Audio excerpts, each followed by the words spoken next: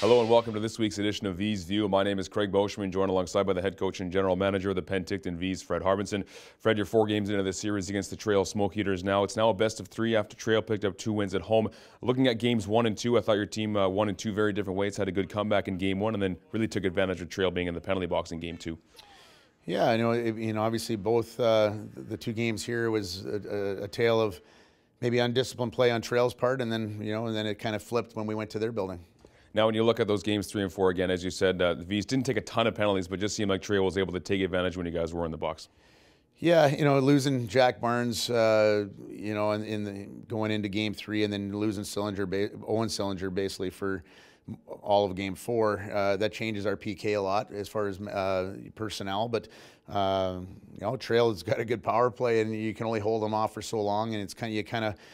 Power plays go in waves. So, ours got, we had the same looks that we had here, but just didn't execute. And they probably could say the same, except they did execute at home compared to what they did in our building. So there's been 11 power play goals scored in the entire series. And unfortunately, they've gotten the last few. Obviously, you're always looking for positives moving forward. And of course, your team had 2 very good comebacks in games 3 and 4, tying the game late in game 3, and then coming back from 2 in the 3rd period in game 4. So something to sort of build on for game 5. Yeah, no question. I mean, we scored first in both games, but we just felt like we chased the game in both cases. Giving up the next few goals, and they were getting timely saves. When it's in game 4, we're down 2-1, and we get a clear-cut breakaway, and Ward makes a nice play, but their goaltender Marcoux makes a heck of a stop, and then it gives them the opportunity to get the 3-1 lead instead of 2-2. And so, we kept scratching and clawing in both games, ran out of gas maybe a little bit in game 4, and. We need now, as you mentioned, it's a best of 3 with an opportunity to play, maybe 2 out of the 3 if needed in our building and in a place that we've been good all year.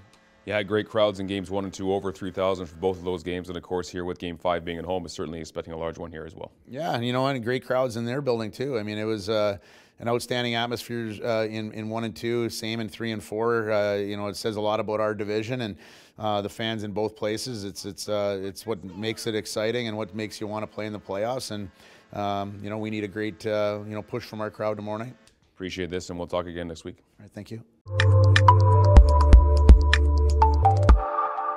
We've got date night covered. Find movie listings from around the valley under the Our Town button. Click a poster and watch a trailer.